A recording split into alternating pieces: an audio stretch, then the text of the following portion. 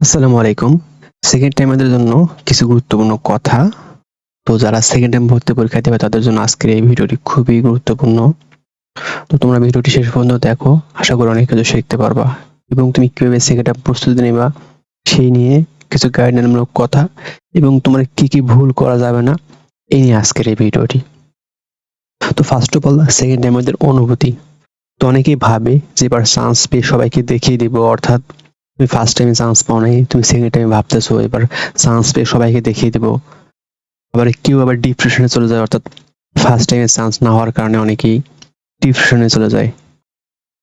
তো এই দুই অবস্থার মাঝে অনেক স্টুডেন্ট থাকে। তো তোমরা যারা এই অবস্থায় আছো তাদের জন্য আজকের এই ভিডিওটি।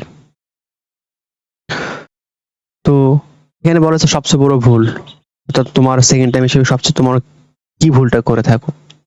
সবার আগে হচ্ছে পড়াশোনার গ্যাপ, অর্থাৎ অনেকে অতিরিক্ত হাইপ, যেমন প্রথম দিকে মনে হয় এবার সব ছেড়ে ফেলবো, অর্থাৎ সবাইকে দেখিয়ে দিব। আবার তাই অনেকে শুরু করে 12 থেকে 14 ঘন্টার পড়াশোনা, অর্থাৎ তোমরা ফার্স্ট টাইমে চান্স পাও নাই, তো সেকেন্ড টাইমে শুরু হওয়ার সাথেই এমন ভাবে নিজেকে প্রস্তুত করো যে তুই সবাইকে দেখিয়ে দিবে এবং 12 থেকে 14 ঘন্টা পড়াশোনা শুরু করবা বা শুরু করে দাও। তো সমস্যাটা ঠিক কোথায় হয়? তো কেউ 1 থেকে 1.5 মাস এইভাবে পড়াশোনা করার পর শরীর ও মস্তিষ্ক ক্লান্ত হয়ে যায়, অর্থাৎ তুমি প্রথম কয়েকটা দিন একেবারে ধরো 10 থেকে 12 ঘন্টা পড়াশোনা করলা। তো পড়াশোনা করার পর তুমি সর্বোচ্চ 1 থেকে 1.5 মাস এটা কন্টিনিউ করতে পারো, এরপর কিন্তু সেটা কন্টিনিউ করতে পারো না। তো তখন পড়াশোনার গ্যাপ যে তোমার তখন তোমার পড়াশোনার গ্যাপ তৈরি হয় এবং তুমি ঠিকমতো পড়াশোনাটা কন্টিনিউ করতে পারো না। তো এর সমাধান কি? এর সমাধান হচ্ছে নিয়মিত পড়াশোনা করা। তো প্রতিদিন একইভাবে পড়ার অভ্যাস তৈরি করা, অর্থাৎ প্রতিদিন একই রুটিন অনুসারে তোমাকে পড়াশোনা করতে হবে এবং পড়াশোনার গ্যাপ যেন স্থির না থাকে, অর্থাৎ তুমি প্রতিদিন যে পড়াশোনাটা করতেছো, ধরো প্রতিদিন তুমি 6 ঘন্টা বই পড়তেছো, তোমাকে রেগুলার 6 ঘন্টায় পড়াশোনা করতে হবে। তুমি যদি প্রতিদিন 8 ঘন্টা বই পড়ো তো তোমাকে রেগুলার 8 ঘন্টায় বই পড়তে হবে, অর্থাৎ তোমার যে নিয়মিত পড়াশোনার মাঝে কোনো গ্যাপ যেন তৈরি না হয়। তো তোমার পড়াশোনার জন্য আদর্শ সময় বা তুমি দিনে কত ঘন্টা বই পড়বা, তো তোমার দিনে প্রতিদিন 8 থেকে 10 ঘন্টা পড়াশোনা করা উচিত। এই 8 ঘন্টা পড়াশোনাই তোমার জন্য যথেষ্ট। কেন কনসিস্টেন্সি খুবই গুরুত্বপূর্ণ। তো দীর্ঘ সময়ের প্রস্তুতি নিতে হয়, অর্থাৎ সেকেন্ড টাইমারদের জন্য অনেক দীর্ঘ একটা সময় পড়াশোনা করা লাগে। আবার 6 থেকে 8 মাস একটানা পড়াশোনা করতে হয়। তাই তুমি যদি রেগুলার পড়াশোনা না করো তাহলে তোমার পড়াশোনার মাঝে একটা গ্যাপ তৈরি হবে। তো দ্বিতীয় সবচেয়ে বড় ভুল কি? গাইডলাইন না থাকা, অর্থাৎ অনেক সেকেন্ড টাইমার আছে কোনো গাইডলাইন না রেখে নিজে নিজেই পড়াশোনা করে, অর্থাৎ ফার্স্ট টাইমে পড়েছি এবার একা একা পড়ে প্রস্তুতি নিলে হয়ে যাবে। কিন্তু বাস্তবতা সঠিক গাইডলাইন না থাকার কারণে অনেকেই ভুল পথে পড়া হয় এবং সময় অনেক নষ্ট হয়। এই জন্য তোমাদের কি করা উচিত? দেখো, অভিজ্ঞ কারো কাছে সাহায্য নেওয়া, অর্থাৎ তুমি যে বিশ্ববিদ্যালয় বা যে নার্সিং প্রতিষ্ঠান টার্গেট করেছো বা তোমাকে সেই বিশ্ববিদ্যালয় বা সেই নার্সিং প্রতিষ্ঠানের সিনিয়র ভাইদের সহায়তা নেওয়া।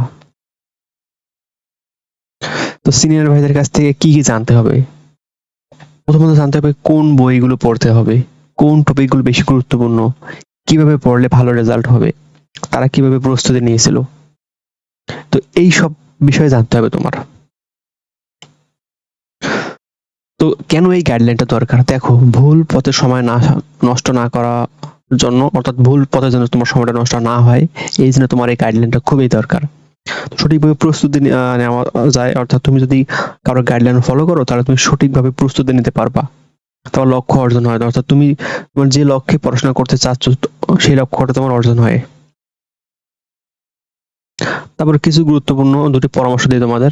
নিয়মিত পড়াশোনা করতে হবে, অর্থাৎ নিয়মিত পড়াশোনা কি? তোমাকে প্রতিদিন 8 থেকে 10 ঘন্টা পড়াশোনা করতে হবে এবং একটি নির্দিষ্ট রুটিন মেনে চলা, অর্থাৎ তোমাকে নির্দিষ্ট একটা রুটিন মেনে চলতে হবে। তারপর দেখো সঠিক গাইডলাইন, অর্থাৎ তোমাকে কোনো অভিজ্ঞ ভাইয়া বা যারা সেকেন্ড প্রস্তুতির জন্য তোমাকে পড়াশোনা করায় তাদের গাইডলাইন ফলো করা।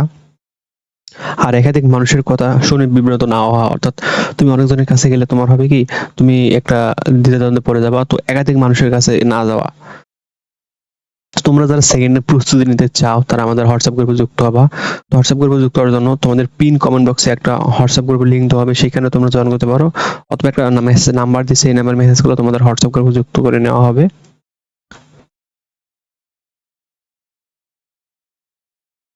অর্থাৎ এই নাম্বারে যদি তোমরা মেসেজ করো তাহলে তোমাদের হোয়াটসঅ্যাপ গ্রুপে যুক্ত করে নেওয়া হবে। তো শেষ কথা কি ডিপ্রেশন কাটিয়ে উঠতে হবে, অর্থাৎ তোমার মধ্যে যে ডিপ্রেশনটা কাজ করতেছে সেটাকে তোমাকে কাটিয়ে উঠাতে হবে এবং ধৈর্য ধরে প্রস্তুতি নিতে হবে এবং সঠিকভাবে পড়াশোনা করলে অবশ্যই তোমার রেজাল্ট ভালো করা সম্ভব। তো তোমার জন্য শুভকামনা, বেস্ট অফ লাক।